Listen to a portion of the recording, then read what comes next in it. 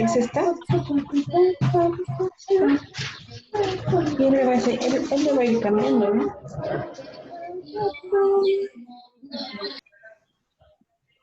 Hola, ¿qué tal? ¿Cómo están? Me da muchísimo gusto saludarlos. Soy Carlos Raful, los que me conocen. Soy el director de International Innovation Academy. Me da muchísimo gusto saludarlo. Veo que cada vez tenemos más personas, más de 600 personas en las diferentes plataformas que nosotros tenemos. Y el día de hoy estamos aquí para hablar sobre la situación que estamos viviendo y también vamos a platicar un poquito sobre qué se puede hacer. Me dice Tulio que por favor si pueden poner el mute para que no haya tanto ruido, se los agradeceríamos muchísimo. Amor, ¿me pasas el link para...? Perfecto, muchísimas gracias. Bere, Gabriel Dweck. Ok, Gabriel me dice que yo puedo que gracias a todos.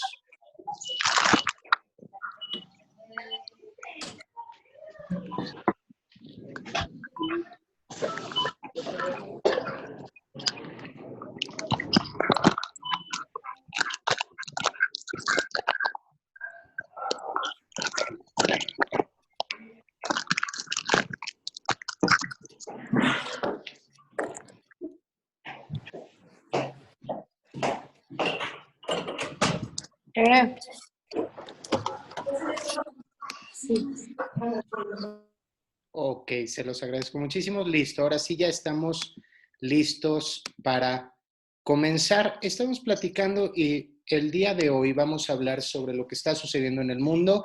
Estamos viendo que tenemos que enfrentar una batalla de 3 frentes, que es de lo que vamos a hablar hoy, y vamos a ver qué se puede hacer, cómo podemos atacar estos 3 frentes y salir bien parados de todo ello. Ok, me dices, ¿podrías quitar las fotos del lado derecho de la pantalla? Listo, deshabilitadas. Perfecto. Ahora sí, ¿qué es lo que a qué nos estamos enfrentando? Ok, tenemos una batalla de 3 frentes, vamos a hablar de cada uno de ellos. Por un lado, tenemos una batalla contra el COVID-19, un virus que de alguna forma no podemos minimizar las consecuencias que está teniendo, es gravísimo y bueno, nos pone en jaque como humanidad, pero es interesante lo que está pasando y ahorita vamos a hablar un poco de ello. Número 2, estamos también viviendo una pandemia de histeria colectiva y esta puede ser incluso más peligrosa que la del COVID-19. Aquí lo que vamos a hacer es hablar qué es realmente lo que está pasando, por qué se da esta pandemia, qué es la histeria colectiva y qué es lo que pasa en nuestro cerebro cuando sentimos la necesidad de actuar de determinadas maneras. Y después tenemos una tercera crisis, una crisis económica que ya estaba anunciada, una crisis económica que desde hace 2 años ya el mundo estaba esperando, se esperaba ya una recesión, no llegaba, ahora con el COVID-19 esto se acelera y ahora sí vamos a caer no solamente en una crisis económica normal, probablemente vamos a caer en la peor crisis económica que muchas de las personas que estamos aquí hayamos o hayan vivido. Se habla que podría ser incluso la peor crisis económica de los últimos 100 años. Vamos a hablar también qué es lo que está pasando y qué es lo que podemos hacer para revertir esta situación o para aprovechar esta situación. Ahora, en primer lugar, decíamos, vamos a hablar del COVID-19. El coronavirus, sabemos poco todavía de esto, sabemos que es un virus que nace en la provincia de Wuhan, en China, no sabemos todavía de qué animal sale, por ahí existe la teoría que si fue un murciélago, que si fue otro animal, en fin, tenemos este virus que empieza en China y rápidamente empezamos todos a contagiarnos. De hecho, la gente que se dedica a las epidemias lo marcan como factor R0, número de reproducción. Esto es el número de casos en promedio que van a ser causados por cada persona infectada durante el periodo de contagio. El número de reproducción de este virus es muy alto y es lo que lo hace peligroso. Afortunadamente, el número de decesos o el porcentaje de muertes por el coronavirus no es tan alto como es el de otros virus que nos han atacado, como fue, por ejemplo, el SARS o el MERS en el 2003-2013. Entonces, aquí lo que tenemos que entender primero es ese factor de reproducción. El número de reproducción es muy elevado. No tanto tampoco como otros virus, pero todavía no lo entendemos bien. Hoy, por ejemplo, dependiendo del país, esto puede variar dependiendo país, dependiendo situación demográfica, cuánto espacio hay entre persona y persona, que es lo que mucha gente decía.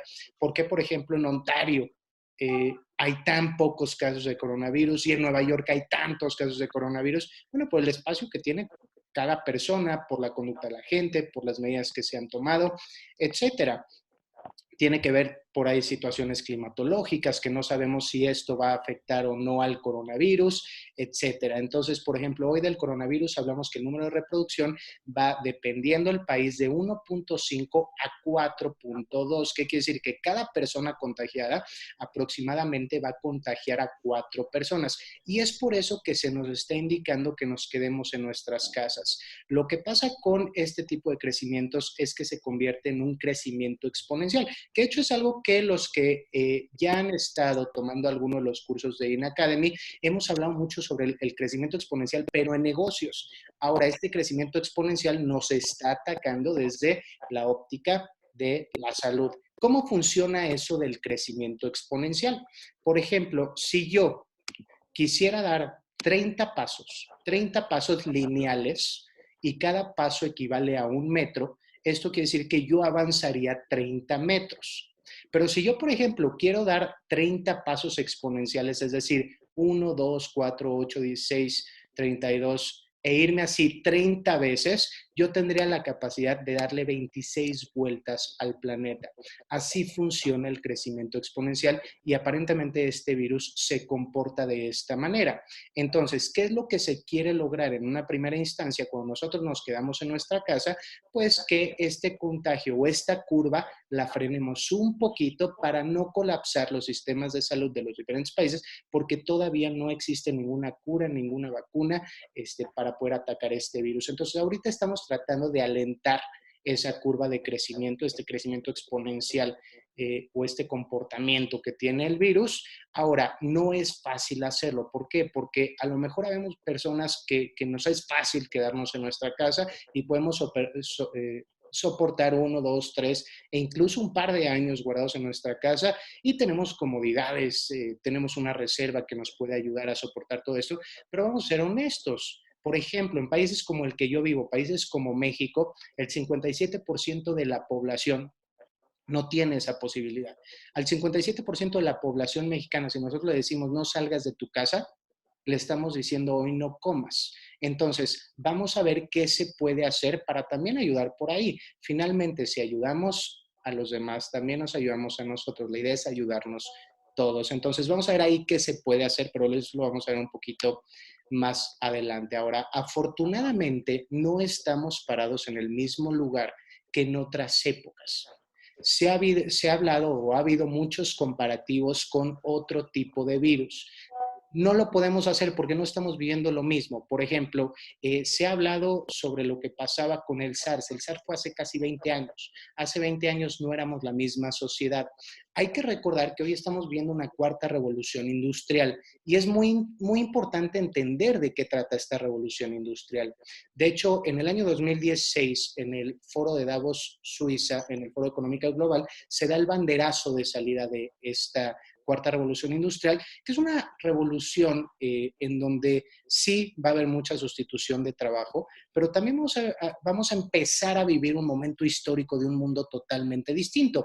Estamos viendo inteligencias artificiales, estamos viendo cómo el Internet cada vez es más parte de nuestra vida y de las cosas que utilizamos todos los días. Empezamos a ver cómo pues los sistemas empiezan a interconectar, empezamos a ver cómo las redes cada vez son más rápidas. De hecho, hoy tenemos redes mucho más veloces que las que teníamos en el 2003, cuando tuvimos que hacer frente al SARS, mucho más veloces que el 2009, cuando nos atacó el H1N1, mucho más rápidas que el 2013, cuando nos atacó el MERS. De hecho, hoy ya estamos probando la red 5G, algunos países ya las tienen. Aquí en México ya existe 5G, todavía no ha salido a la calle, pero ya está toda la infraestructura lista para poder lanzar la tecnología 5G, que va a hacer que nuestras tecnologías avancen muchísimo más rápido. Hablamos ya de inteligencia artificial que nos está hoy ayudando.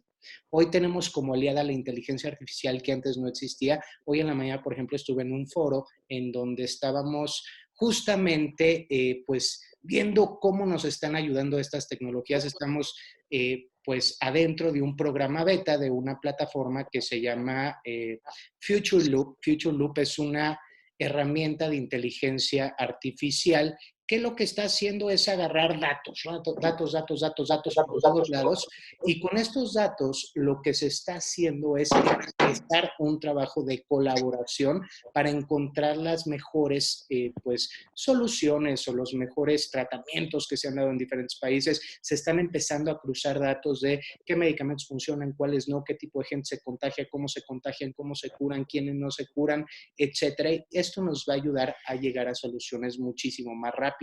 Hoy estamos trabajando con una sociedad hiperconectada, en donde ya no es una guerra para ver quién gana, sino que hoy estamos hablando ya de crowdsourcing, que también ya es pues una de las, vamos a decirlo, herramientas o es una de las prácticas más habituales que hay. ¿De qué se trata este crowdsourcing? Es colaboración. Básicamente es colaboración. Hoy estamos viendo a un mundo conectado. Por primera vez en mi vida creo que yo veo que tenemos que hacer frente a un enemigo común y estamos el mundo unidos. Y cuando nosotros nos unimos, yo estoy convencido que cuando las personas nos unimos, no hay ningún enemigo que tenga oportunidad contra la humanidad. Hoy eso es lo que está ocurriendo. Ahora, ese crecimiento exponencial del que hablábamos con el coronavirus, también juega a nuestro favor. De hecho, hace mucho, mucho tiempo, en 1965, Gordon Moore, que es el fundador de Intel, se dio cuenta que la cantidad de circuitos integrados se duplicaba cada año. Y eso lo vio durante 10 años. Ahora, esa tendencia siguió durante 60, 70 años, prácticamente hasta la actualidad. Eso es lo que ha hecho que nuestros teléfonos celulares tengan una capacidad muchísimo mayor que las computadoras que había en 1970, en un tamaño mucho más pequeño y a un costo prácticamente de risa contra lo que costaban los sistemas antes. De ahí nació la ley de Moore, que básicamente lo que nos dice es que cada año nosotros vamos duplicando toda la cantidad de información científica y desarrollo tecnológico que existe. Ahora, si nosotros tomamos la ley de Moore y la llevamos a la ciencia y la llevamos a la salud, no sería la primera vez que nos estaría ayudando a encontrar una solución muy, muy rápido. De hecho, en 1990, y este creo que es de los mejores ejemplos, se lanzó el proyecto Genoma Humano. Lo que se quería hacer era decodificar todo el genoma humano. Se dio como presupuesto $6,000 millones y se esperaba 15 años para concluir con el proyecto. El problema es que tardaron 7 años solamente en decodificar el 1%. Entonces, toda la comunidad científica le dijo a las personas que estaban llevando este proyecto que pues se dediquen a otra cosa porque pues de alguna manera iba a ser imposible que este proyecto pueda funcionar. Ahora, afortunadamente no hicieron caso de lo que estaba pasando, no hicieron caso de parar el proyecto y por ahí una de las personas que estaba a cargo del proyecto, que era Kurzweil, hizo sus matemáticas basadas en la ley de Moore y de lo que se dio cuenta es que iba a ser mucho menos tiempo del esperado. ¿Qué es lo que estaba pasando y por qué tardaron tanto tiempo? Porque no habíamos llegado al número entero. El avance de la decodificación del genoma humano los primeros 7 años todavía estaba en decimales. Punto 1, punto 2, punto 4, punto 8, punto 16. Pero una vez que llegaron al número entero, después de esos 7 años, cuando tenían el 1%, no iban a pasar 700 años. De hecho, iba a haber un crecimiento exponencial. Y entonces iba a saltar 1, 2, 4, 8, 16, 32, 64 y al séptimo año en teoría se iba a alcanzar el 100%. La realidad es que esto no pasó.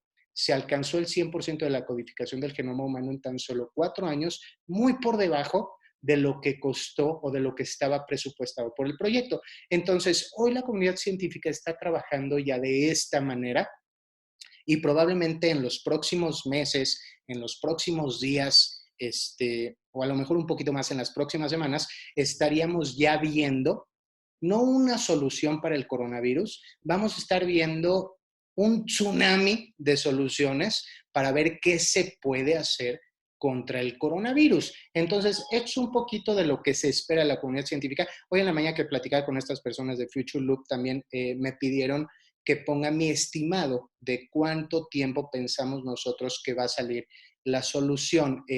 Básicamente, este tipo de predicciones se hacen en diferentes ámbitos científicos y entonces se toma un estimado de muchas personas y de ahí se ve en cuánto tiempo. Y con esto se ha visto eh, desde nuevos virus, desde nuevas recesiones, es más, hasta conflictos internacionales se han valorado de esta manera. Nos preguntaron a 3,000 personas y el promedio para que salga ya una cura definitiva para el genoma humano, que obviamente no es algo seguro, son estimaciones. Ahorita el promedio está en 7 meses, nos habían preguntado todavía 2,400, faltan como 600 personas que les iban a preguntar todavía para poder ya hacer la estimación de, ahora son estimaciones, pero ese es el lado positivo de lo que se está logrando con todo esto.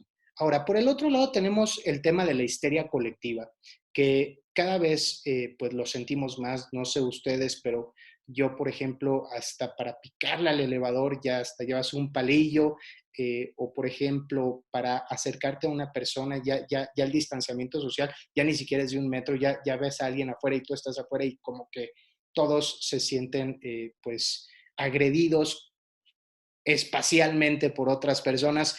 Entonces empieza esta histeria colectiva, lo vemos en los supermercados, vimos cómo todos empezamos a comprar cosas, no sabemos qué es lo que tenemos que hacer. Ahora, ¿por qué se da esta histeria colectiva? Porque cuando nosotros vivimos un momento, por ejemplo, como el de ahorita, que hay incertidumbre y mucho miedo, no sabemos cómo reaccionar. Y esto es normal. De hecho, en publicidad, muchísimas marcas están haciendo uso de esa estrategia. Por ejemplo, en su pantalla ahorita está viendo un nácar. Es espantoso. De hecho, a lo mejor ahorita hasta le está generando asco, le está generando ansiedad. De hecho, le voy a cambiar la imagen. Vamos a poner una que genere menos ansiedad. Ahora, ese ácaro, por ejemplo, lo usan muchísimas empresas de aspiradoras para anunciar sus productos. Ahora, ¿por qué lo están haciendo? Ok, porque no son tontos. Ellos saben que están luchando contra millones y millones de anunciantes y lo primero que tienen que hacer es llamar nuestra atención. ¿Qué mejor que llamar nuestra atención con algo que nos va a generar repele, asco, miedo, etcétera? Nuestro cerebro, eso es lo que hace. Nuestro cerebro va a buscar las malas noticias. Nuestro cerebro va a buscar lo que nos pone a nosotros en peligro. Imagínese usted que va caminando por un bosque y de repente ve a este amiguito. Y entonces lo va a ver, va a decir qué bonito y va a seguir usted caminando y no va a pasar absolutamente nada. No va a ser algo importante en su vida. Ahora, vamos a verlo, ¿qué pasaría? Mismo escenario, usted va caminando en un bosque y de repente se topa con esto. Probablemente usted va a frenar, va a haber opciones, ¿por dónde me puedo ir? Va a empezar a caminar muy lento, va a voltear, probablemente va a llevar 2 kilómetros ya que pasó la víbora y va a seguir volteando para ver si la víbora no lo va siguiendo. Su atención está en lo que genera miedo. Entonces, los publicistas lo saben y es más, va a llegar a su casa y le va a contar a su familia que vio una víbora, no le va a contar que vio una ardillita. Entonces, nuestra atención va a estar en cualquier tema que pueda amenazar nuestra existencia. Entonces, por ejemplo, ¿por qué las aspiradoras usan al ácaro? El ácaro no es el enemigo, de hecho, el ácaro es nuestro amigo. El ácaro en teoría se come partículas de piel muerta, se come partículas de polvo, no es nuestro enemigo. ¿Pero por qué lo usan? Porque es de la familia de los arácnidos, es algo muy feo, es espantoso, es microscópico. ¿Y por qué no los ponen en los colchones cuando sabemos que los ácaros viven en nuestra ropa, en el pelo, en la piel, en todos lados, en las pestañas es donde más ácaros tenemos? ¿Por qué no los ponen en la cama? Es muy sencillo. Porque en la cama estamos con la luz apagada, que además mucha gente pues lo relaciona con situaciones de terror. No solamente estamos con luz apagada, sino que estamos prácticamente dormidos, inconscientes, y entonces es muy fácil imaginar a esos pequeños seres arácnidos microscópicos que se nos trepan y nos empiezan a devorar.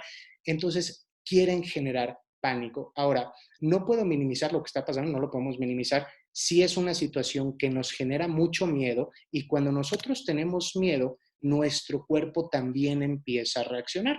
De hecho, nuestro cuerpo se va a preparar inmediatamente para una reacción primigenia e instintiva, ya sea de huir o de pelear. Entonces, ¿qué es lo que va a pasar? Toda una red cerebral empieza a funcionar el hipotálamo, el hipocampo, la amígdala cerebral, todo el sistema nervioso simpático se va a empezar a activar. Empezamos a segregar adrenalina, empezamos a segregar noradrenalina, las pupilas se van a dilatar para que podamos nosotros captar mucha más luz, los pulmones empiezan a captar el máximo de oxígeno posible, la presión arterial, la frecuencia de los latidos del corazón empieza a aumentar, empiezan las palpitaciones, los vasos de la piel se contraen, de hecho por eso es que nosotros de repente sentimos lo que llamamos piel de gallina, el sistema digestivo y muchos otros, de hecho dejan de funcionar para no malgastar energías y es más, la sangre se nos va principalmente a las extremidades, piernas y brazos, que es lo que necesitamos para pelear. Es por eso, por ejemplo, que en las películas de repente estamos viendo a alguien que tiene mucho miedo y la señal básica en las películas es se empieza a hacer pipí. ¿Por qué nos hacemos pipí cuando tenemos miedo? Porque nuestro organismo está en una situación en donde no quiere malgastar energía y ahí considera que los esfínteres no son esenciales para supervivencia. Entonces dejan de funcionar y nos hacemos pipí. Ahora, la sangre se va a las extremidades y literalmente y nos idiotizamos, dejamos de pensar con claridad. El miedo es mucho más fuerte que nuestra capacidad de raciocinio. Ahora, dentro de toda esta red cerebral, también se activan unas neuronas muy particulares, que son las neuronas fusiformes. ¿Por qué digo muy particulares? Porque no todos los seres vivos las tienen. De hecho, estas son características de animales que tenemos o compartimos comportamientos sociales muy complejos o funciones ejecutivas también muy, muy complejas. Y además estas neuronas fusiformes se activan en mayor medida primero cuando vemos estímulos negativos y también cuando estamos empezando a hacer juicios de valor. Cuando prácticamente sale a la luz eso que llamamos intuición. Ahora, ¿qué es lo que pasa con la intuición? Para entender un poquito cómo funciona la intuición, tengo que hablar un poco sobre economía y teoría económica. Probablemente conoces a alguien o a lo mejor tú estudiaste economía, que además es curioso porque cuando le preguntas a alguien qué es lo que hace un economista, nadie sabe qué es un economista. Mucha gente confunde y piensan que únicamente tiene que ver con dineros y finanzas, etcétera. Muchas otras personas no tienen idea. Realmente la economía es el estudio de la escasez. Ahora, desde mi óptica, los economistas pasaban la mitad del tiempo tratando de predecir qué es lo que iba a pasar y la otra mitad del tiempo explicando por qué no pasó. Eso es lo que hacían los economistas. ¿Y por qué nunca le atinaban a sus predicciones? Es bien fácil, porque ellos basaban sus predicciones en algo que ellos llamaban la teoría de la elección racional. Según ellos, todos nosotros, todos los seres humanos, éramos o somos seres racionales y como seres racionales vamos a tomar decisiones económicas. De hecho, nos llamaban éconos. Lamentablemente, el ser humano no es racional. El ser humano, por ejemplo, la mitad del tiempo, más de la mitad del tiempo, de hecho el 95% vamos en automático, el 95% del tiempo estamos siendo irracionales, solo el 5% del tiempo estamos tomando decisiones racionales. Esto lo explica muy bien estos dos personajes, Amos Tversky y Daniel Kahneman. El primero murió hace ya algunos años. Daniel Kahneman, él es de origen israelí, él es premio Nobel de Economía en el año 2002 y es muy curioso porque es el primer premio Nobel de Economía que gana un no economista. Y lo que hicieron estas dos personas en la década de los 70 empezaron a trabajar sobre lo que hoy conocemos como la teoría de las perspectivas. Básicamente ellos nos explicaban cómo tomamos decisiones en situaciones donde deben decidir entre alternativas que involucra algún tipo de riesgo. Y de hecho ellos empiezan a evaluar, por ejemplo, lo que es las potenciales pérdidas contra las potenciales ganancias, que hoy, por ejemplo, es algo que en las empresas utilizamos constantemente. Hoy sabemos, por ejemplo, que el ser humano, y esto es bien importante, tiene aversión a la pérdida. Y de hecho, la aversión a la pérdida en comparación con el potencial de ganancia es 2.5 más fuerte. O sea, nos duele más perder algo que tenemos que ganar algo que todavía no teníamos, que de hecho por eso muchas empresas, esa es la estrategia que están usando. Si usted tiene Netflix, si tiene Spotify, etcétera, por eso les dan una prueba gratis de 30 días. Ellos saben que la aversión a la pérdida es mucho mayor que el sentimiento de ganancia. Lo que hacen es, te doy 30 días gratis de mi plataforma. ¿Por qué? Porque sé que el día que tú canceles vas a sentir que la estás perdiendo. Entonces, eso es lo que hacen muchas empresas y este concepto va a ser bien, bien importante ahorita para entender qué es lo que va a pasar en la etapa de recuperación de la economía. Entonces, de aquí cuando ellos hablan de la teoría de las perspectivas, identifican muchos patrones o situaciones en que hacemos juicios y sin darnos cuenta nos equivocamos. ¿Por qué? Porque todo el tiempo estamos tomando caminos heurísticos. ¿Qué es eso de los caminos heurísticos? Ok, una forma muy vaga de verlo es cuando nosotros tomamos rutas no convencionales o no muy precisas para tomar una decisión. Por ejemplo, si yo, por ejemplo, voy a comprar un jabón o un detergente, a lo mejor no me voy a poner a investigar cuál es el mejor. Voy a comprar el que a lo mejor compra mi mamá. ¿Por qué? Porque digo, bueno, ella tiene más experiencia que yo. Si ella compra tal detergente, probablemente este detergente es muy bueno. Entonces, esos son los caminos heurísticos y todo el tiempo estamos tomando caminos heurísticos. Ahora, de estos caminos heurísticos, muchas veces hacemos juicios que son incorrectos. A esos les llaman sesgos cognitivos. Hoy hay más de 190 sesgos cognitivos identificados y ya muy estudiados, que ya en otra ocasión, si quieren, podemos ir hablando de ellos, que son muy, muy interesantes. Pero ahorita, por ejemplo, yo identifico 4 que son los que más nos están afectando en esta crisis por la que estamos pasando. La primera de ellas es la heurística de la disponibilidad. Esta básicamente se refiere al proceso de determinar qué probabilidad hay de que un suceso se dé o no. ¿Cómo vamos a nosotros calcular esa probabilidad? Bien fácil. Entre más accesible es el suceso, parece más probable. Por ejemplo, si yo de repente estoy viendo la televisión y hay un rarísimo accidente aéreo, de repente se va a empezar a producir un miedo generalizado en la sociedad de subirse a un avión. Y si pues hubo coincidencia y de repente fueron 2 en ese mes, todavía el miedo va a ser muchísimo mayor.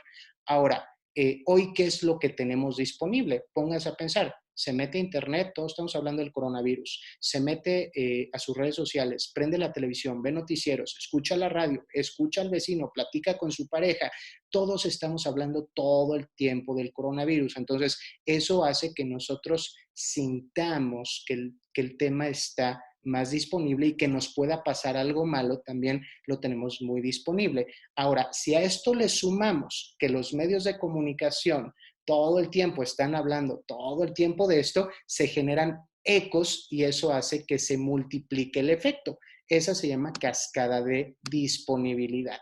Entonces, de esta manera nosotros pues estamos ahorita viviendo esta heurística, todo el tiempo estamos viendo con esto y no solamente por cuestiones visuales, que es televisión, por ejemplo, o por cuestiones auditivas, que podría ser pláticas que tenemos o radio, incluso nos estamos yendo a otro tipo de, pues vamos a decir, de receptores. Por ejemplo, ya hasta el gel antibacterial hace que nos acordemos, el olor del gel antibacterial ya nos está disparando la respuesta de coronavirus. Entonces, es una de las heurísticas. A lo mejor valdría la pena alejarnos un poquito ya de televisión, de redes sociales. Si pasa algo importante, se los juro que nos vamos a enterar. Pero hay que recordar que el mundo sigue. El mundo sigue, todavía hay otros problemas allá afuera. Hay gente que se enferma también de otras cosas. Los temas de feminicidios, por ejemplo, hace un par de semanas aquí en México y en todo el mundo se organizaron marchas espectaculares. Las mujeres de México, además, pues iniciaron un movimiento muy interesante, increíblemente bien organizado, en donde un día no fueron a trabajar, etcétera, y se hacía eco de todo esto por el problema que hay de violencia y de feminicidios en el país. Y hoy prácticamente ya no hablamos de eso. El tema está agotado y es algo que sigue ocurriendo. Entonces, no podemos dejar que un solo tema nuble todo lo demás que está pasando. Entonces, no podemos minimizar lo que pasa con el coronavirus, pero tampoco podemos dejar de hacer caso a todo lo demás que está pasando en el mundo. Número 2, existe lo que es la heurística de disconformidad. Esta es la tendencia, por un lado, de aceptar sin crítica todo lo que yo estoy de acuerdo, y por el otro lado, voy a hacer una crítica negativa de toda la información que contradice mis ideas. Esto es lo que explica, por ejemplo, en temas políticos, por qué un grupo, todo lo que hace el presidente, lo ve como si estuviera bien, y otro grupo lo ve como si todo lo que hace estuviera totalmente mal. Ahora, esto hace que percibamos en mayor medida los mensajes o medios que están de acuerdo con nuestro punto de vista. Aquí tenemos que tratar de regresar a la racionalidad y hacer una evaluación objetiva, por ejemplo, del tema del coronavirus. ¿Qué sí es real? ¿Qué no es real? Por ejemplo, ahorita me han llegado cualquier cantidad de mitos, me ha hablado gente para que les explique realmente qué está pasando con eso. Hay uno que me da mucha risa, el de toda esta teoría maquiavélica china para apoderarse de las empresas estadounidenses. En fin, todo ese tipo de temas, hay gente que lo que estamos buscando es de los temas en donde yo estoy de acuerdo, pues empiezo a buscar referencias que me den la razón. Y los temas que no estoy de acuerdo, estoy buscando referencias que me ayuden a comprobar que yo también tengo razón. Entonces, vamos a tratar de regresar a la racionalidad y entonces evaluar de una forma mucho más sensata toda esta información que nos está llegando. Después tenemos el efecto bandwagon, que es otro tipo de heurística. Este es interesantísimo, porque este es de comportamiento gregario. Aquí tendemos a hacer cosas o a creer cosas porque muchas personas lo hacen. Por ahí dicen monkey see, monkey do. Lo que el mono ve es lo que el mono hace.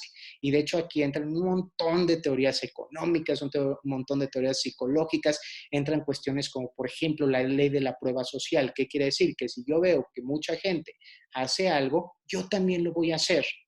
¿Por qué? Porque 1.000 millones de chinos no pueden estar equivocados. Yo voy a hacer lo mismo que hace el grupo simplemente para, pues, ser parte de, para no sentirme segregado. Finalmente somos animales tribales y tenemos conductas de adaptación. Entonces, si yo veo que todos se comportan de una manera, yo me voy a comportar también de esa manera. Por ejemplo, si yo quiero salir un día de mi casa y de repente no sé cómo vestirme, me voy a asomar a la ventana para ver cómo está vestida la gente, si llevan paraguas, etcétera, y yo voy a imitar su indumentaria. Si yo voy, por ejemplo, a un evento social, seguramente a todos nos ha pasado, te sientas y de repente tienes montón y montón y montón de cubiertos y entonces no sabes ni siquiera cuál es el que tienes que utilizar. Me dice, Yair, Carlos, ¿vas a compartir la presentación? Voy a tener que...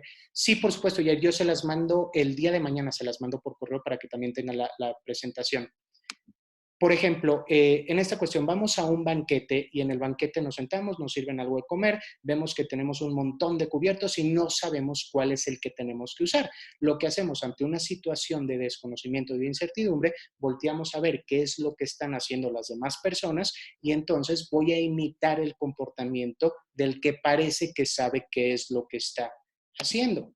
Los que, por ejemplo, en ceremonias religiosas, a lo mejor son como yo, que luego no sabemos qué es lo que tenemos que hacer y de repente todos se sientan, se paran, se sientan, se paran, se hincan, etcétera, y uno pues luego no sabe qué es lo que haces, pues volteas a ver qué es lo que hacen todos y entonces te paras con ellos, te sientas, luego como que te hacen la finta que te vas a parar y tú si te paraste no sabías que no te tenías que parar.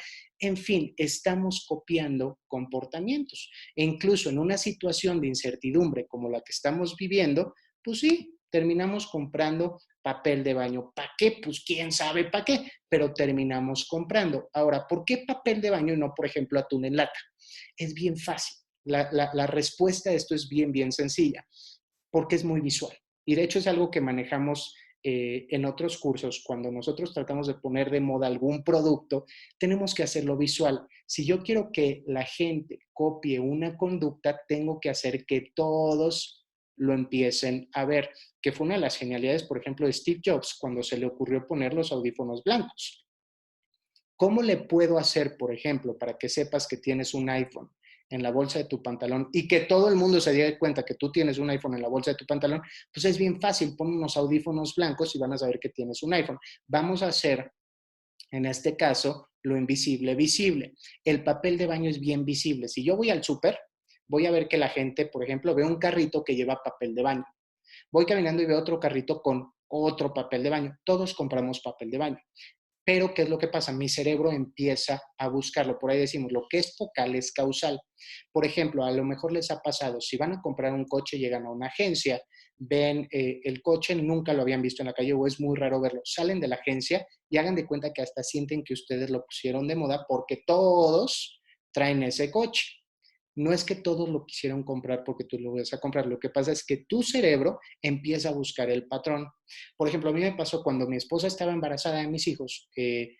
Igual íbamos, por ejemplo, estábamos viendo carriolas y de repente íbamos a centros comerciales y todo el mundo tenía esa carriola y todo el mundo además tenía bebés. Entonces, ¿qué es lo que pasa? Nos hablan del papel de baño, entonces inmediatamente empezamos a buscar. Ahora, las latas de atún que ahora ya hasta se venden en sobres, puedo comprar 40 y me va a ocupar esto en el carrito. El papel de baño me va a ocupar mucho espacio. Además, cuando yo llego al pasillo del papel de baño, lo voy a ver vacío. ¿Por qué?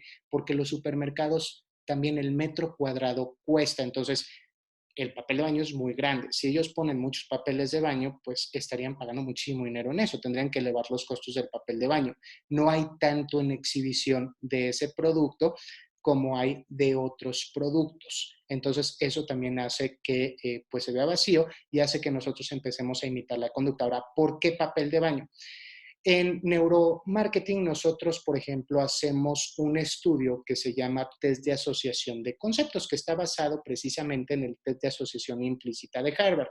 ¿Cómo funciona? Yo pongo en la pantalla, por ejemplo, un producto, en este caso, no sé, me viene a la mente un león y te doy un trigger, un botoncito para que le aprietes. Entonces, yo pongo, por ejemplo, la imagen de león y pongo la palabra león. Y entonces nosotros medimos, por ejemplo, qué tan rápido tú aprietas ese botón.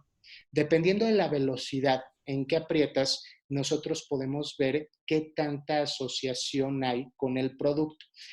Nosotros hoy, con la tecnología que hay, sabemos que para nosotros poder tomar una decisión inconsciente, pasan 300 milisegundos. Después de 300 milisegundos, la información pasa ya a nivel consciente. Entonces, nosotros queremos ver en 300 milisegundos qué asociaciones tienes. Si yo pongo, por ejemplo, el mismo león, pero después pongo la palabra selva, a lo mejor muchos íbamos a apretar rápido, los que crecimos viendo El Rey León y películas de Disney.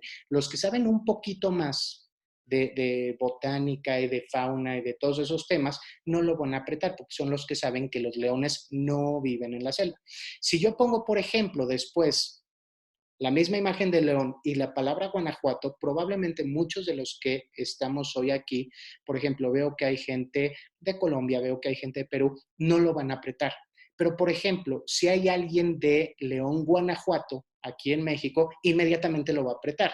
¿Por qué? Porque es una ciudad en México en donde se fabrican, se maquilan muchos zapatos. Ahora, si yo hago este ejercicio con papel de baño, la asociación de concepto que nosotros tendríamos, sí, es de higiene, es de salud, porque la higiene la relacionamos con salud. Además, los mismos anuncios, la comunicación, el que sea pachoncito, nos habla además de confort, nos habla de comodidad, etcétera, etcétera, etcétera. Entonces, en este sentido es por eso que estamos comprando tanto papel de baño. Ahora, hay una cuarta heurística, que es la de impacto emocional, y está relacionada con la forma en que estimamos cómo nos va a afectar en un futuro un acontecimiento que estamos viviendo en la actualidad. El problema es que muchas veces sobrevaloramos lo que va a pasar en un futuro. Por ejemplo, cuando el novio o la novia nos dejó, y de repente hacemos el drama y de esta no me repongo y me quiero morir, etcétera, etcétera. Y después de un tiempo se dan cuenta que no pasó nada, nos recuperamos y la vida sigue. Está probado también con gente que gana la lotería, piensan que su vida va a cambiar, etcétera. Y de hecho hay un montón de pruebas en donde se demuestra que no, que ni siquiera va a aumentar su grado de felicidad después de un tiempo de que ganó la lotería. Ahora, nosotros hoy sentimos que esto nos va a durar toda la vida y que no nos vamos a recuperar del coronavirus y que nuestras empresas se van a caer y que va a haber una crisis económica de la que nunca vamos a poder salir. Ok, estas son las buenas noticias. Sí vamos a salir. ¿Por qué? Porque la economía, y aquí una disculpa porque yo no soy economista, si me equivoco ahí me corrigen, pero la economía tiene fases o ciclos económicos. Son básicamente 4 y todo el tiempo los estamos recorriendo. Por eso decía hoy que ya se esperaba una recesión. Desde hace 2 años ya se estaba hablando de una recesión. Ahora, hay países en donde esto nos agarra peor que a otros países. Por ejemplo, los que vivimos en México, pues sí, nos agarró en muy mal momento el coronavirus, nos agarra en un momento en donde pues el presidente decidió eliminar un sistema de salud, un seguro popular de por sí muy mediocre, para poner otro sistema que es el INSABI, que todavía no termina ni siquiera de nacer y nunca van a nacer. Además, nos agarra en un momento, por ejemplo, en donde pues, México ya está en recesión. Muchos decían que recesión técnica, muchos decían que no, que ya era recesión. Tuvimos una contracción del 0.1% el año pasado, en el ejercicio del año pasado. Tenemos un presidente que le ha apostado al petróleo y pues la paraestatal petrolera en México tuvo un déficit de 34 mil millones de dólares el año pasado. Entonces, por ejemplo, nos agarra mal parados, nos agarra muy, muy mal parados. Y ahorita lo que va a pasar es que tenemos que hacer frente a esto. Me comunican que no se oye. Sí, sí se escucha. Ok, entonces me imagino, Silva, que podría ser a lo mejor tu computadora. Muchas gracias. Entonces, por ejemplo, ¿qué es lo que viene ahorita? Vamos a empezar. México ya estaba en recesión, igual que muchos países. En la recesión se produce una fuerte caída en la actividad económica que ya la empezábamos a ver, ya la estábamos viendo. Ahora, se ha potenciado con todo esto del coronavirus, pero ya la estábamos viendo. Ahora, después de la recesión, caemos en una depresión. Ahora sí que es como tocar fondo, se produce una crisis que parece que nunca va a tener fin. Y aquí, por ejemplo, a los inversores les cuesta mucho aceptar sus pérdidas. ¿Por qué? Por lo que habíamos visto en la heurística pasada. Habíamos dicho que la aversión a la pérdida es mayor a el sentimiento de ganancia. Entonces, les va a costar muchísimo trabajo el poder recuperarse de esto. Además, por ejemplo, todo el sistema de recompensa que hay en nuestro cerebro, que además ese sistema así se llama y funciona para que nosotros, una vez que tengamos una conducta que nos genera bienestar, la repitamos, la repitamos, la repitamos. Entonces van a sentir ahorita un cortocircuito en el sistema de recompensa y entonces vamos a caer en una depresión. ¿Cuánto puede durar una depresión? Lamentablemente nadie lo puede decir. Puede ser una semana, puede ser un mes, puede ser un año, o puede ser en el peor de los casos, por ahí Estados Unidos en 1929, si no estoy mal, tardaron como 23 años en salir de esa gran depresión. Esperemos que no sea tanto. La economía además hoy es muchísimo más dinámica y estamos mucho más cubiertos que hace 100 años. Después de la depresión viene la recuperación. ¿Qué es lo que pasa en este periodo de recuperación? Aquí todavía los que perdieron mucho en la crisis se acuerdan de la crisis, todavía persiste ese sentimiento de aversión a la pérdida, ellos no van a actuar.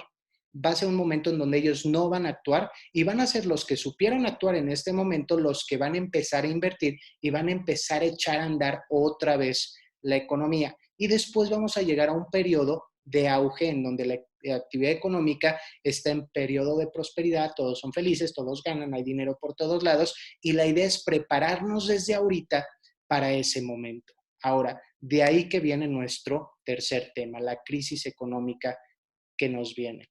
Por ahí alguna vez leí, no sé si es cierto o no, no hablo mandarín, pero dicen que en mandarín, pues crisis lo escriben con 2 símbolos. Uno quiere decir reto y otro quiere decir oportunidad. Y de ahí que cada quien quiera ver cómo afrontar o cómo tomar esta crisis. Ahora, ¿qué es lo que podemos hacer? Hay un concepto que a mí me gusta mucho, se llama arrebato innovador, y es cuando una empresa identifica una crisis y se adapta a la crisis para seguir creciendo. Hoy estamos viendo cantidad de arrebatos innovadores. Por ejemplo, Louis Vuitton. Louis Vuitton se dio cuenta que hoy nadie quiere comprar bolsas de lujo ni salimos de nuestras casas. Y si no salimos de nuestras casas, ¿para qué queremos una bolsa Louis Vuitton? Que de hecho, por ejemplo, todos estos productos de marca, hay una razón por la que los compramos. No los compramos, pues ahora sí me duele decirlo, pero no los compramos por su calidad, no los compramos por su diseño, porque por ejemplo muchos de estos productos de hecho son muy, muy feos, Y ellos lo saben, por eso los hacen tan vistosos y hacen que la marca se vea tanto. Tiene que ver, de hecho, con una región del cerebro, que es el área de Brodmann 10 particularmente, que es un área que nos impulsa a la supervivencia. Pero ese es otro tema, eso lo manejamos en el curso de neuroventas. Y es por eso que nosotros compramos productos caros, productos de marca, pero tiene mucho que ver con el que los demás vean que nosotros tenemos ese tipo de productos por una cuestión de supervivencia. Entonces, ellos saben que ahorita nadie va a comprar bolsas para estar en su casa. ¿Qué es lo que están haciendo? Están utilizando todas sus fábricas en donde hacen perfumes para hacer gel antibacterial. Que además nosotros decimos, qué buena onda de empresa, su imagen pública acrecenta y además, pues no es que lo van a regalar, finalmente lo van a vender. Vemos otras empresas como Google, por ejemplo, que me parece espectacular lo que está haciendo. Ellos están usando todo el Big Data para no solamente decirnos qué es lo que pasa con el coronavirus, sino para generar en un futuro algoritmos de prevención, que ya lo están haciendo con otros temas. Por ejemplo, ya lo están haciendo con temas como el terrorismo. Ellos empiezan a identificar cuando salen células en donde de repente están habiendo búsquedas sobre ciertos temas, ellos pueden identificar, por ejemplo, hay un dato bien curioso, leí un libro sobre Big Data que con todo el gusto del mundo luego les doy el título exacto, se lo recomiendo, se llama Everybody Lies, no tengo aquí el nombre del autor, es muy bueno, y por ejemplo daba un dato muy interesante, decía, ellos encontraron a través de Google que una economía iba a caer en recesión o iba a haber más desempleo por el aumento de búsquedas de páginas de videos para adultos. No me pregunten por qué, pero la gente desempleada suele ver más tiempo este tipo de páginas y a través de ese algoritmo pueden hoy identificar cuando en una economía hay cada vez más gente desempleada. Tenemos otro tipo de empresas como Amazon que, aunque sus acciones bajaron un poquito el día de ayer, sabemos que Amazon hoy es la empresa que está dictando cómo se trabaja en el mundo. Es de las empresas que de hecho anunció ellos, mientras que no sabemos qué hacer todos los demás y hay despidos masivos, ellos acaban de contratar a 100,000 personas. ¿Por qué? Porque todos estamos comprando. Si no lo hacíamos, ya estamos comprando por Internet. Y esta empresa, Zoom, se recotizó hace 3 días. Hoy su valor en el mercado es de 30,000 millones de dólares y probablemente es una empresa que exactamente subió muchísimo el valor de Zoom y probablemente es una empresa que de aquí se va a quedar ya para que mucha gente la empiece a utilizar. Entonces, esos son los arrebatos innovadores. Aquí tendremos que ver con lo que yo sé hacer, con a lo mejor si tengo una empresa, mi empresa, ¿qué puedo hacer? Si no tengo empresa, con mis habilidades, ¿qué puedo hacer en esta crisis que sea de utilidad al mundo? Finalmente, para eso nacen las empresas. Las empresas nacen para atender las necesidades de la sociedad. Es muy, muy fácil la ecuación. Nosotros lo que hacemos como empresarios es identificar un problema y buscar la mejor forma de resolver.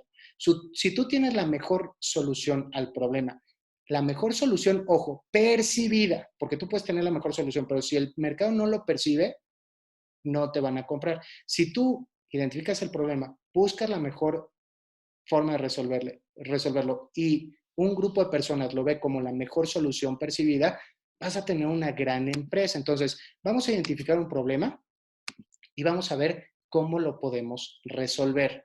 Ahora, hoy es buen momento porque aunque nosotros estamos en teoría pasando por una gran crisis, pues sí, en las grandes crisis es cuando surgen más problemas y entre más problemas hay, más oportunidades de negocio.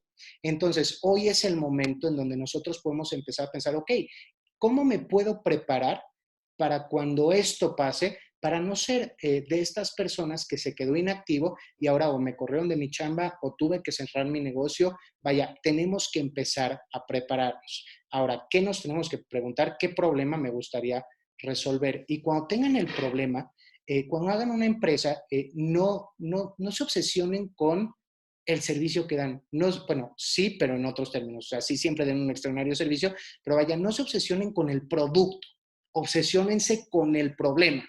¿Por qué nos tenemos que obsesionar con el problema? Y siempre lo he dicho, y este es uno de los consejos de vida más importantes que hay. Conviértanse en expertos en el problema, no en la solución.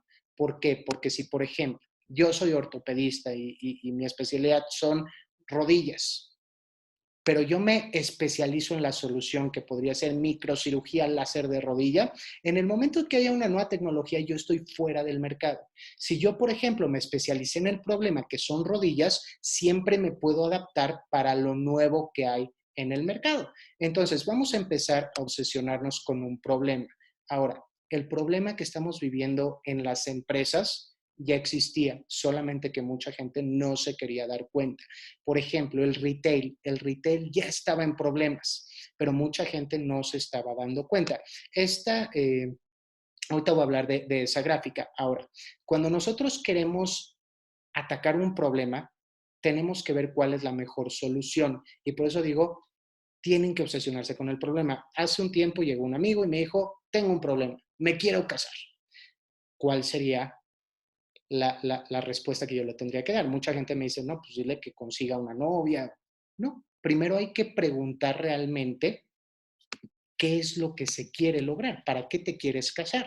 Y entonces él me contestó, bueno, deseo tener compañía. ¿Vale? Entonces tenemos muchas soluciones a tu problema. Por eso es que tenemos que obsesionarnos con el problema. A lo mejor tú lo que necesitas no es casarte. Por ejemplo, puedes unirte a un club de lectura, inscríbete a un gimnasio, colabora en una comunidad abierta, vuélvete Boy Scout, cómprate un perro. Todas esas son soluciones al mismo problema. Entonces, una vez que nos obsesionamos con el problema, hoy de lo que se habla es que tenemos que encontrar nuestro MTP. ¿Qué es eso del MPT?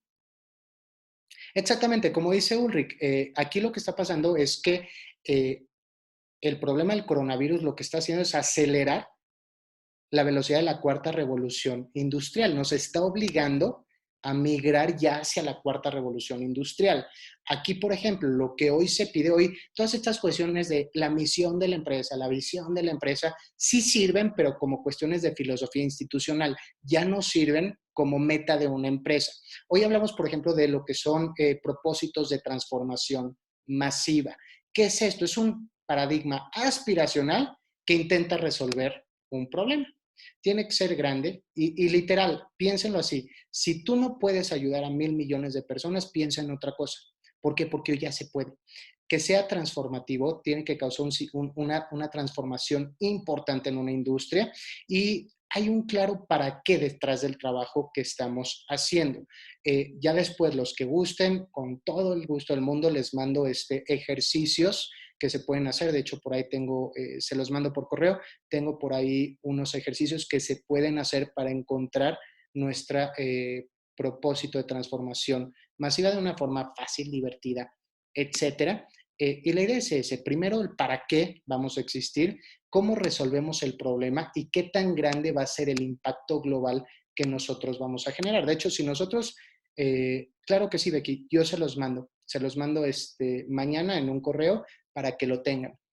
Por ejemplo, si nosotros viéramos cómo trabajan las grandes empresas del mundo, las que han crecido muchísimo en los últimos años, de hecho ellos lo que tienen no es un simple enunciado de misión. Por ejemplo, TED, ideas que valen la pena transmitir. Google me encanta su MTP, organizar la información del mundo. Hoy lo hacen a través de un buscador, pero a lo mejor mañana nos metemos a Google y cambió todo. ¿Por qué? Porque a lo mejor encontró una mejor forma de organizar la información del mundo. Y en eso están trabajando en el problema, no en una idea o en una solución. Tesla, acelerar la transición a transportes sustentables. Y de hecho ya crearon toda una nueva rama de transportes. Hoy, por ejemplo, ya no se habla de coches inteligentes ni nada de eso. De hecho, hoy ya se está hablando de computadoras con ruedas. De hecho, ahorita en el CES que hubo en enero en Las Vegas, se presentó ya un coche por Sony. ¿Quién iba a decir que Sony iba a ser competencia para Volkswagen o para BMW? Ahora, esto no es nuevo. La cuarta revolución ya venía generando todos estos cambios. Lo platicaba ya en otra presentación. Me invitaron a hacer sínodo en un examen profesional en una universidad y la persona que presentaba su proyecto aplicativo final sobre una tienda departamental. Y entonces me llamó mucho la atención, me dice, la visión de la empresa es abrir 40 tiendas en los próximos 10 años. Y yo solo pensé en mis adentros, pobrecitos de los que manejan esta empresa porque van a quebrar. ¿Por qué van a quebrar? Porque la tendencia es clara. ¿Qué tan rápido están pasando estos cambios? Busqué estos datos, los datos son de Yahoo Finance, y entonces busqué las empresas más importantes de Estados Unidos de retail. Entre ellas está Sears, JCPenney, Nordstrom, Macy's, Best Buy, etc. En el 2006, este es su valor de mercado. Sears tenía un valor de mercado de 14,000 millones de dólares. Vamos a ver qué es lo que pasó en tan solo 10 años. Sears está en bancarrota, de hecho ya está quebrado, JCPenney está a punto, Nordstrom de 12,000 a 7,000 millones, Macy's de 24,000 a 7, Best Buy de 28,000 a 18,000, que me encanta porque alguien me dijo, Best Buy hoy es como que el showroom de Amazon, vas a Best Buy a ver qué es lo que vas a comprar y ya luego lo pides en Amazon. Target, que es una tienda que a mí me encanta, me duele, pero bueno, ha caído de 51,000 millones a 31,000 millones de dólares. Walmart es de los pocos que ha entendido un poco hacia qué va toda esa transformación. Su valor era de 214,000, va en 243,000, un crecimiento muy pequeñito. Y Amazon, que hace 14 años, en el 2006, tenía un valor de 17,000 millones de dólares, hoy tiene un valor de mercado de 820,000 millones de dólares. ¿Qué es lo que nos está diciendo esto? Que ya cambió, el mundo de los negocios ya cambió, solamente que no nos estábamos dando cuenta. Entonces, lo que está pasando es lo que nos decía ahorita Ulrich, el COVID-19 lo que está haciendo es acelerar la cuarta revolución industrial. Ahora, entonces, ¿cuál es el futuro de las empresas? Peter Diamandis ya nos hablaba, por ejemplo, de las famosas 6Ds de la innovación disruptiva. Él decía que vamos a pasar por un periodo de 6Ds y hay que tener mucho cuidado e identificar si en nuestra industria esto ya pasó. Primero, la primera D es de digitalización. ¿Qué quiere decir? Una vez que algo se puede poner en números binarios, es decir, ceros y unos, va a empezar a entrar en este circuito de las 6Ds. Por ejemplo, la fotografía se digitalizó y entonces en vez de almacenar las fotografías en papel, ahora ya las podemos tener en la nube. Después de la digitalización viene la decepción.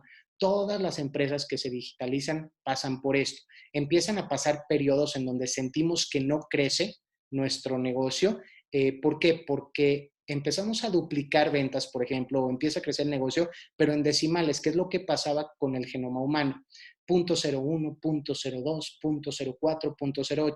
En el momento en que lleguemos al número entero, esto va a empezar su crecimiento exponencial. Y una vez que esto pase, también vamos a empezar a utilizar ideas disruptivas. ¿Qué quiere decir esto de las ideas disruptivas? Pues básicamente que vamos a utilizar tecnologías que antes no existían para mercados nuevos. Por ejemplo, hoy podemos reinventar todo y por eso es una gran época para empezar a emprender, porque hoy estamos reinventando todo. ¿Por qué? Porque hoy tenemos tecnologías que antes no existían. Por ejemplo, los relojes. Necesito un dispositivo que dé la hora, pero por ejemplo, hoy lo puedo dotar de tecnología que antes no existía y ahora nos dice incluso, nos recuerda que nos paremos, que respiremos, nos recuerda nuestras citas, nos recuerda absolutamente todo.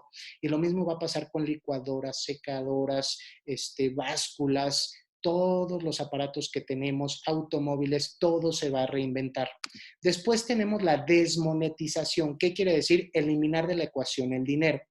Por ejemplo, Napster desmonetizó la industria de la música. ¿De qué forma lo hizo? Pues bien fácil, regaló la música. Entonces quitamos el dinero de la ecuación. Y esto va a pasar con cualquier industria que empiece con la digitalización. Ahora, si podemos desmonetizar, también podemos desmaterializar. ¿Qué quiere decir? Evaporar los bienes y los vamos a convertir en otro tipo, de intangibles muy útiles. Por ejemplo, los smartphones desmaterializaron a las cámaras, a los libros, a la música, los videojuegos, los mapas. Todavía, por ejemplo, este es del 2007-2008, teníamos la guía roja aquí en México y era muy común ver a la gente en la calle. Déjenme prender la luz, que creo que ya ni me veo porque ya empezó a oscurecer. Veíamos a la gente en la calle.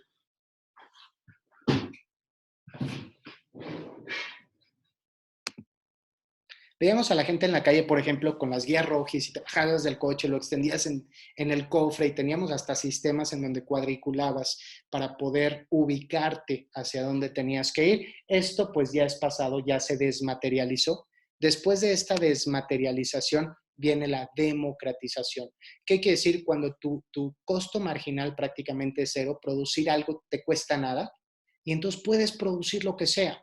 Una vez que esto pase, se van a democratizar los productos. Es lo que pasó, por ejemplo, con las enciclopedias. Antes todos teníamos enciclopedias en nuestras casas y ahí teníamos el estante con la británica y con la hispánica y quién sabe cuántas enciclopedias.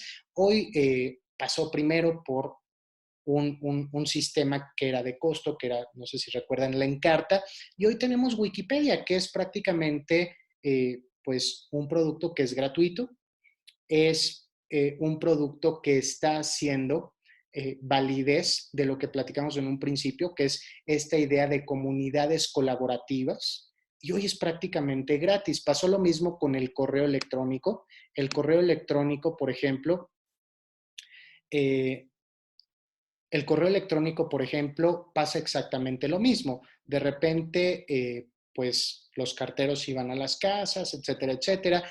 Pasó por las famosas 6Ds y hoy prácticamente se democratizó. Hoy si yo, por ejemplo, quiero poner una nueva empresa de correo electrónico y cobrarle a la gente, pues nadie lo va a pagar. ¿Por qué? Porque ya es gratis. Ahora, me preguntan, ok, Debbie, ¿qué va a pasar con restaurantes? Yo tengo una escuela de clases de tenis, ¿cómo puedo ir cambiando? Ok, por ejemplo, la gente va a seguir yendo a comer. ¿Por qué va a seguir yendo a comer? Porque nosotros, por ejemplo, cuando vamos a un restaurante no lo hacemos, o por lo menos no siempre lo hacemos por la comida, lo hacemos por el servicio. Y eso sí es muy difícil digitalizar. Entonces, en ese tipo de negocios que no se pueden digitalizar, van a seguir existiendo y la gente va a seguir yendo porque lo que compramos es experiencia.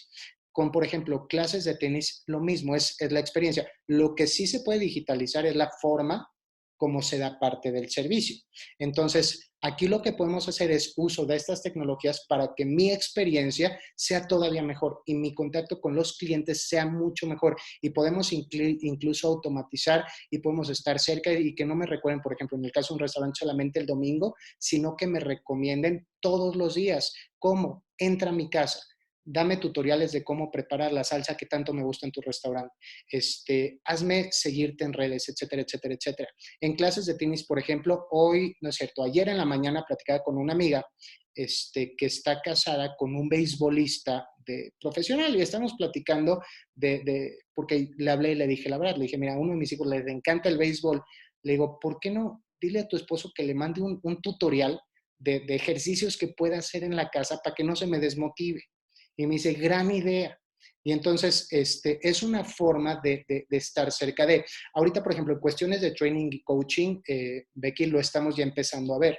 Mucha gente va a los gimnasios, pero realmente el gimnasio es una cuestión social, es una cuestión donde yo voy, platico 45 minutos de la hora y media a lo mejor que voy a estar ahí, es una cuestión muy social. Hay mucha gente que sí le gusta. Hay mucha gente que ahorita, por ejemplo, lo platicaba con alumnos que tengo en la universidad y me decían, ahorita me estoy dando cuenta que me gusta más hacer ejercicio en mi casa, no pierdo tiempo en ir, etcétera, etcétera. Y había gente que hasta me decía, y además, como estoy llenito o estoy llenita, me da hasta pena ir al gimnasio. Entonces, aquí lo que vamos a ver son estas dos cosas. Por un lado, gente que va a empezar a hacer ejercicio en su casa y va a haber gente que va a hacer ejercicio en gimnasios, que también es muy útil. Aquí lo que tendrían que hacer es cambiar la experiencia y un poquito, por ejemplo, y respeto muchísimo el trabajo que hizo 54D. Ellos lo que hicieron son comunidades, que eso es una de las características que tienen las marcas de culto, las marcas que tienen evangelizadores, lo que se recomienda y el trabajo que nosotros hacemos, por ejemplo, cuando nos ha tocado trabajar con ese tipo de empresas, es hacer comunidades de clientes, que es una de las cosas que tiene Harley Davidson, por ejemplo, comunidades muy, muy sólidas que incluso no solo viven la marca, se convierten en tus evangelizadores. Todo lo que es training, coaching, life coaching, capacitación de equipos, por ejemplo, Becky, capacitación de equipos.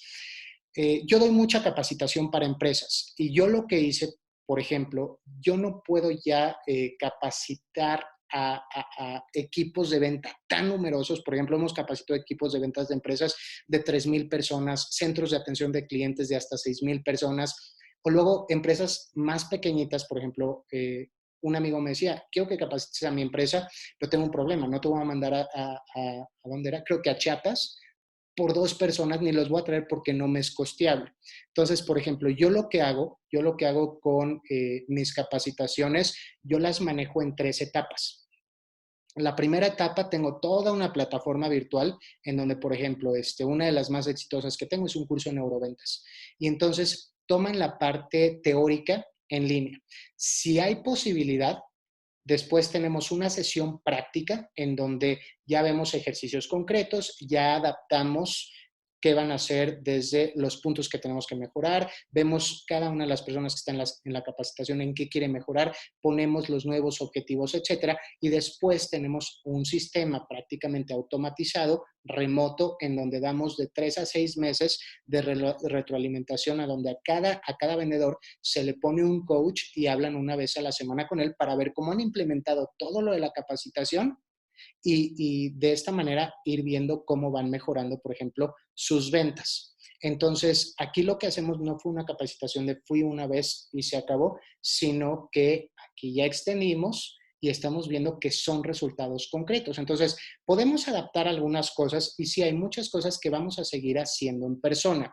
Por ejemplo, agentes de viajes. Agentes de viaje, aquí igual, cuando nosotros contratamos a un agente de viajes, por ejemplo, a mí me encanta viajar con agente.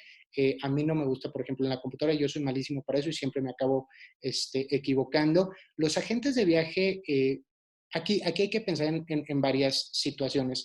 Primero, mucha gente tiene una mala concepción de lo que realmente es un agente de viajes. El agente de viajes, porque muchos me dicen, es que en Internet lo consigo más barato, etcétera, etcétera. Sí, el agente de viajes no siempre te va a conseguir la mejor oferta. El agente de viajes lo que va a hacer, te va a ofrecer un servicio y te va a ofrecer un servicio para que tu viaje sea mucho mejor.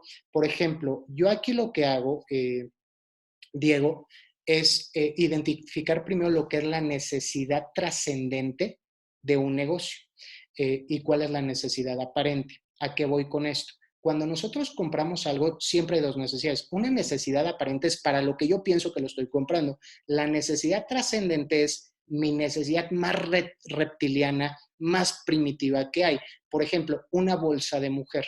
Una bolsa de mujer, su necesidad aparente es guardar cosas.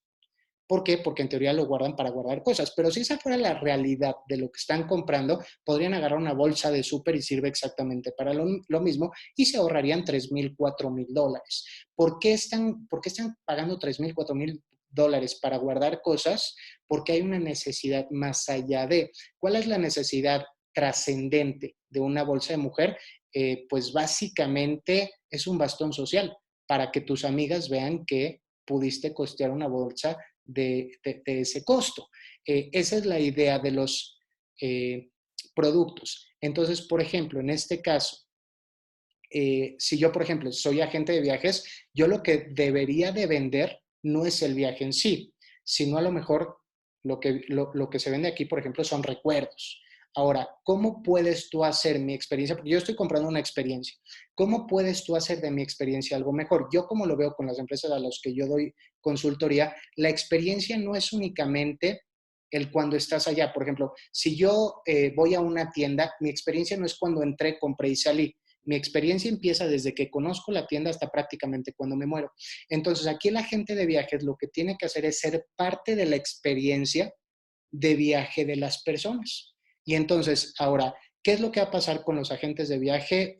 Bueno, ahorita pues eh, está cerrado los mercados de turismo de todo el mundo, prácticamente ya están los países cerrando fronteras, pero lo que se puede hacer es empezar a fidelizar a los clientes porque se van a abrir en 3 o 4 meses, va a regresar, vamos a empezar a regresar a la normalidad, la gente va a querer viajar otra vez. De hecho, nos va a pasar como con muchas cosas. Cuando nos niegan algo, de repente lo vamos a empezar a hacer mucho.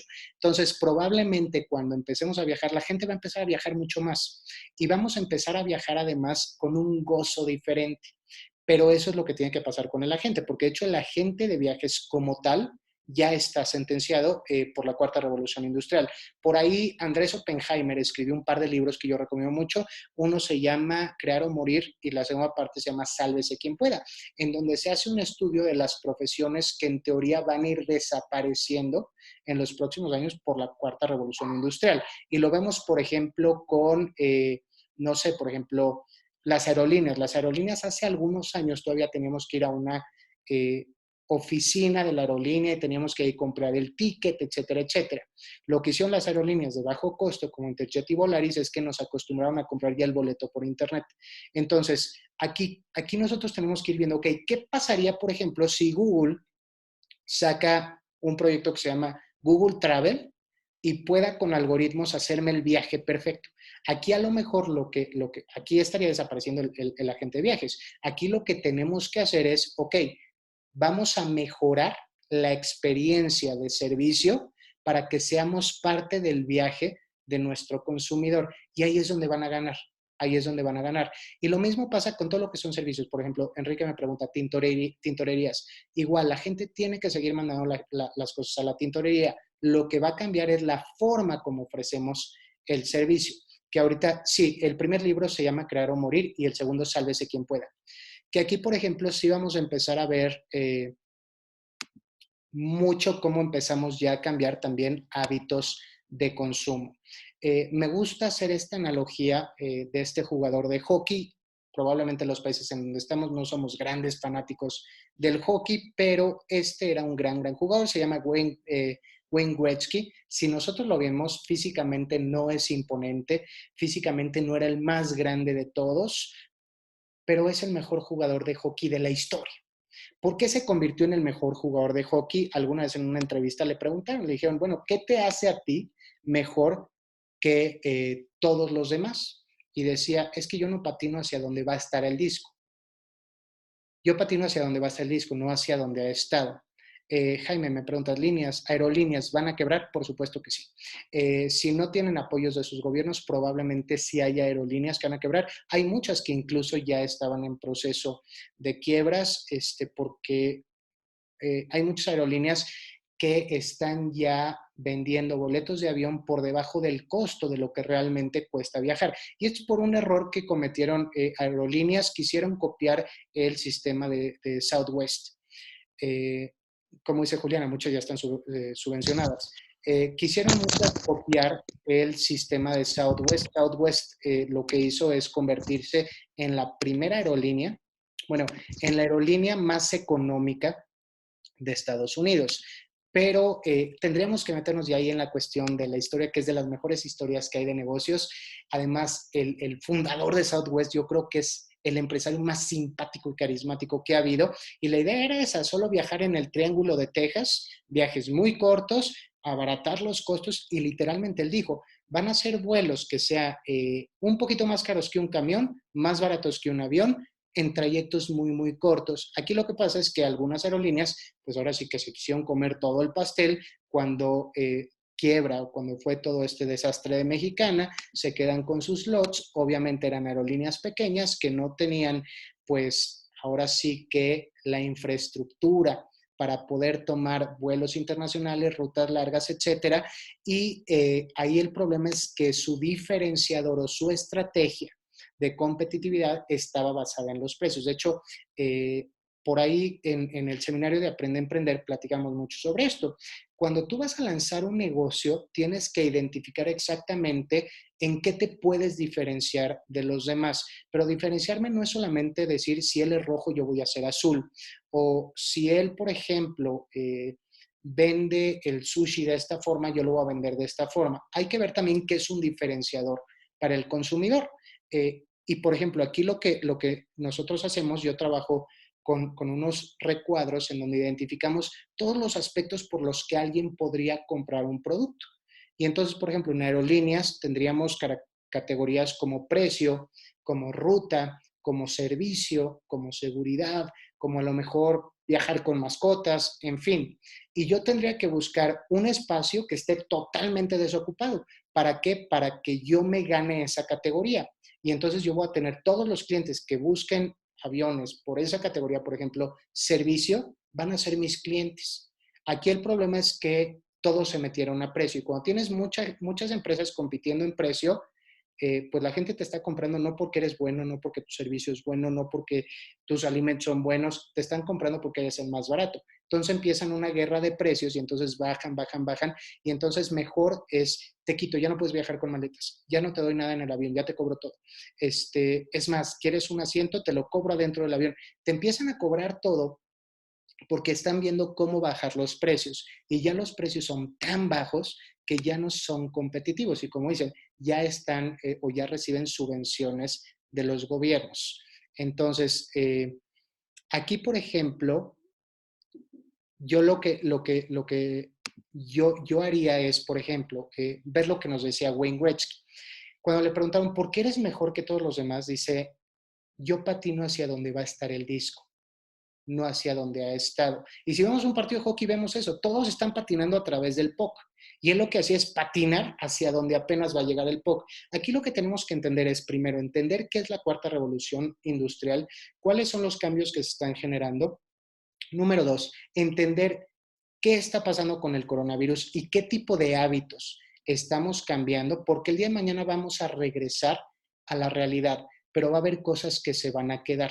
¿Por qué? Porque lo empezamos ya a hacer ahorita y se van a quedar como hábitos. Por ejemplo, yo en el año 2013 me ocurrió el mejor negocio del mundo con un par de amigos de la universidad.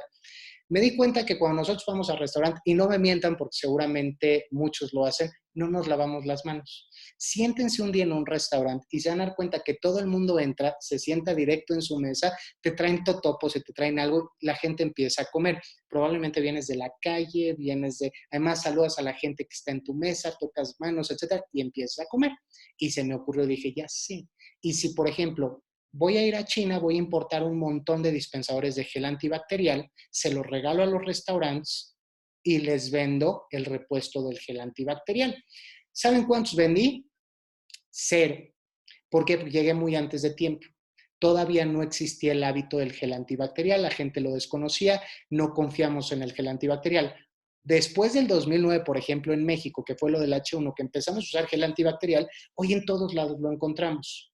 Entonces, ahorita va a pasar algo similar. Vamos a empezar a adquirir hábitos que antes no teníamos y esos hábitos se van a quedar. De mañana vamos a regresar a la calle, vamos a seguir yendo a restaurantes, vamos a seguir viajando, vamos a seguir haciendo nuestra vida normal, pero hay cosas que sí van a cambiar.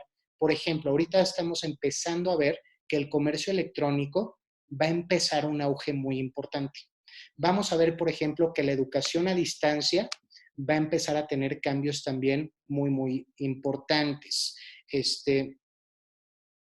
Por ejemplo, ahorita me preguntan, ¿crees que el coronavirus haya sido una estrategia de algún país? Por supuesto que no. ¿Por qué no lo pienso? Porque, primero, si salió de China, pues lo hicieron mal. China en ese sentido, si ellos hubieran creado esta crisis, lo hicieron mal porque de hecho es de los países más afectados que hay.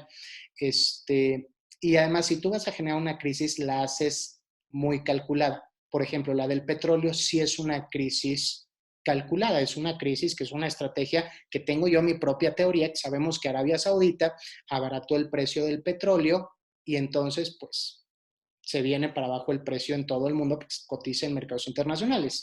Entonces, esa es una crisis calculada. El coronavirus no, de hecho, hace año y medio estaba yo dando un seminario y había una chava que ella trabaja en el departamento de bacteriología de la UNAM como investigadora y nos platicaba eso, nos dice, de hecho ya se espera una cepa que va a ser muy fuerte. ¿Por qué? Porque también hay ciclos en este tipo de cosas. Entonces, de hecho, ya medio se esperaba. Por eso, si ustedes ven la famosa conferencia que está circulando de Bill Gates del 2015, si ven, por ejemplo, conferencias también de Peter Diamandis de hace un par de años, ya se estaba esperando algo así. Entonces, el chiste es solamente cómo vamos a reaccionar. ¿Cuáles son los frentes que hay que ver? Que, por ejemplo, ahorita Marcos me preguntas, renta y inmueble industrial y departamentos. Es un tema bien importante y es un tema al que habría que ver cómo vamos a responder, porque probablemente va a haber también cambios muy, muy importantes por lo que se viene. Y ahorita contesto esa pregunta que es bien, bien importante. Entonces, ¿qué es lo que viene? Por ejemplo, ¿qué es lo que estamos haciendo nosotros en INE Academy, en International Innovation Academy? ¿Qué es lo que estamos haciendo? Hoy empezamos hablando. COVID-19, pues aquí lo que estamos haciendo es, primero, recomendación general, nos estamos quedando en nuestras casas y ya todo el equipo de nuestra empresa, de nuestra organización, estamos trabajando de forma remota, estamos apoyando también a otras empresas a que nosotros tenemos ya un poco más de experiencia en esto, entonces estamos apoyando a otras empresas para que puedan hacer la conversión. Estamos, por ejemplo, tenemos mucha experiencia en educación en línea, porque lo venimos haciendo desde el 2008, 12 años que lo estamos haciendo. Entonces, hoy estamos trabajando mucho con escuelas, con universidades para migrar todo esto a educación en línea. Y, por ejemplo, estamos también trabajando con algunos emprendedores que tienen ahí algunas iniciativas muy, muy interesantes. Por ejemplo, hay una iniciativa que a mí me gusta mucho, además, es de emprendedores mexicanos de 21 años de edad a los que estamos apoyando y estamos tratando de asesorar con la gente que trabaja con nosotros. Ellos lo que están haciendo es, están haciendo un patrón para que podamos nosotros imprimir respiradores. Estamos trabajando, por ejemplo, también con otra empresa mexicana, es una pyme, son 4 dueños y ellos lo que están haciendo es trabajar sobre cómo pueden ellos crear, pues son como consultorios portátiles por si se sobresaturan los sistemas de salud, que puedan inmediatamente entrar y en tu casa instalar en cuestión de un par de horas un pequeño cubículo seguro, impermeable, etcétera, etcétera, etcétera, para que puedas estar ahí sabiendo que, bueno, todos los que tenemos familia y convivimos con otras personas, también para que no vayamos a infectar. Entonces, estamos trabajando, por ejemplo, en ese sentido con ellos. Después, hoy hablamos de la histeria colectiva. ¿Qué es lo que estamos haciendo en InAcademy? Por ejemplo, lo que estamos nosotros haciendo es, primero, estamos devorando artículos científicos para ver realmente qué es lo que es información veraz y poder comunicarla a la gente. Estamos abriendo estos espacios que en ocasiones estoy yo, en ocasiones hay gente del equipo de InAcademy, colaboradores, tenemos gente de diferentes áreas que nos ayudan a entender lo que está sucediendo y qué es lo que se puede hacer, precisamente para no caer en la histeria colectiva. Y después también estamos trabajando en la crisis económica, que esa nos está preocupando mucho. Ya se viene a venir, por ejemplo, me decían, ¿qué va a pasar con rentas de departamentos, rentas inmuebles, centros comerciales, etcétera? Sí va a haber ahí algo importante. Mucha gente no va a poder pagar rentas porque por un tiempo no van a percibir dinero. Mucha gente, incluso sus negocios van a cerrar. Recordemos que no solamente es la crisis del coronavirus, hay una crisis de petróleo también muy importante, que es bien interesante, pero ahí para explicarla me tendría que regresar hasta por ahí del año 1999 y empezar desde las Torres Gemelas hasta el plan hasta el plan de paz que presentó hace 3, 4 meses Trump en el Medio Oriente. Es interesantísimo, pero pues para países como México, que somos países petrolizados y dependemos en gran parte del petróleo, pues es una crisis importantísima en el país. Y además a esto le sumamos también que no estamos preparados, pues también va a ser fuerte. Entonces aquí lo que nosotros estamos haciendo es, primero, estamos tratando de apoyar a las personas que no pueden abandonar sus trabajos y aquí se acepta cualquier emprendimiento. Si ustedes tienen cualquier tipo de emprendimiento, conocen algún emprendedor que se le ocurra algo para poder emplear a todas estas personas que no pueden dejar sus trabajos, porque también es muy egoísta decirle, métanse a su casa, cuando si se meten a su casa no pueden comer. Los estamos apoyando desde financiamiento, incubadora de negocios, aceleradoras, los estamos apoyando con conocimiento, con lo que podamos para poder ayudar a estas personas. Después, sabemos que mucha gente va a perder su chamba, sabemos que mucha gente va a quebrar empresas, también los estamos apoyando. De hecho, yo les voy a dejar mis datos. Si alguien quiere platicar uno a uno, yo fascinado, podemos platicar, podemos ver qué se puede hacer, podemos ver por dónde podemos trabajar. Yara, hola, Carlos, soy Yara, me voy a ver porque quiero trabajar contigo. Claro que sí, Yara, podemos platicar y, por supuesto, te doy una cita, te mando un abrazo enorme y podemos platicar, por supuesto. Y estamos haciendo eso, estamos también abriendo nuestros cursos para que la gente pueda, pues, ver qué es lo que se puede hacer. Por ejemplo, creamos 2 cursos estos son mis consentidos y son los que más éxito tienen. Uno es neuroventas, la ciencia detrás de las ventas, que aquí vemos desde cómo funciona el cerebro, qué se hace para vender, cómo se hace para vender. Aquí hablamos de todo eso, de las necesidades aparentes, las necesidades trascendentes, cómo funciona el cerebro, todo eso de que el cerebro reptiliano, etcétera, etcétera, cómo funciona para poder vender más. Y tenemos, por ejemplo, otro curso que se llama Aprende a Emprender, que yo lo que hice lo convertí de un seminario que antes daba, que era largo, íbamos poco a poco trabajando con la gente desde cómo generar una idea de negocio, cómo me motivo o qué tipo de mentalidad tengo que tener para emprender, porque emprender es difícil, o sea, hay que estar conscientes que vamos a vivir mucho pequeño fracaso cuando estamos emprendiendo, pero es parte. De hecho, por ejemplo, yo en una de mis salas de juntas tenemos un papel de tapiz que está lleno de GPS, porque cuando nosotros emprendemos, de eso se trata, de fracasar y fracasar rápido y fracasar mucho. Cuando nosotros fracasamos, no se trata de fracasar y volver a empezar. De hecho, cuando nosotros fracasamos, lo que nosotros tenemos que hacer es lo que hace el GPS. Por ejemplo, lo que hace el GPS es, no te dice, a ver, te equivocaste de camino, no, eres, perdón por decirlo, pero eres bien, güey, regrésate a tu casa y vuelve a salir. Lo que hace el GPS te dice recalculando, recalculando. Entonces, ahí lo que nosotros tenemos que hacer es recalcular y seguir. Y entonces vas cambiando tu camino hasta llegar a la meta que querías encontrar. Entonces, aquí lo que nosotros hacemos en Aprende a Emprender, lo hice en reto de 49 días. Cada día vemos un poco de cómo se construye una empresa desde el principio, desde la esencia de la empresa, cuestiones de imagen pública corporativa, cuestiones de marcas de culto, cómo se generan las marcas de culto, hasta el final, hasta cómo lanzar la empresa. Y voy dejando pequeños ejercicios para ir trabajando en conjunto y vayamos creando todo esto. Entonces, yo les pongo hoy a disposición estos cursos. Veo que todavía hay más preguntas. Ok, gracias, Desiree, por toda esta información. La voy a compartir también con todo el grupo. Entonces, yo les pongo a disposición estos dos cursos para el que quiera. Ahora, era un curso, por ejemplo, Neuroventas, era un curso que estaba valuado en $197. Ahorita, para apoyar a toda esta cuestión del coronavirus, lo bajamos 75% de descuento, entonces quedaría en $37. Aprende a Emprender, perdón, tan invertidos los precios, estaba en 149, hoy está en $49. Entonces, se los dejo yo ahí por si alguien los quiere. Únicamente tienen que en nuestra página poner el código Emprender 2020 para que les dé este descuento. Si alguien lo quiere tomar y no lo puede pagar, escríbame y yo le doy una beca del 100%.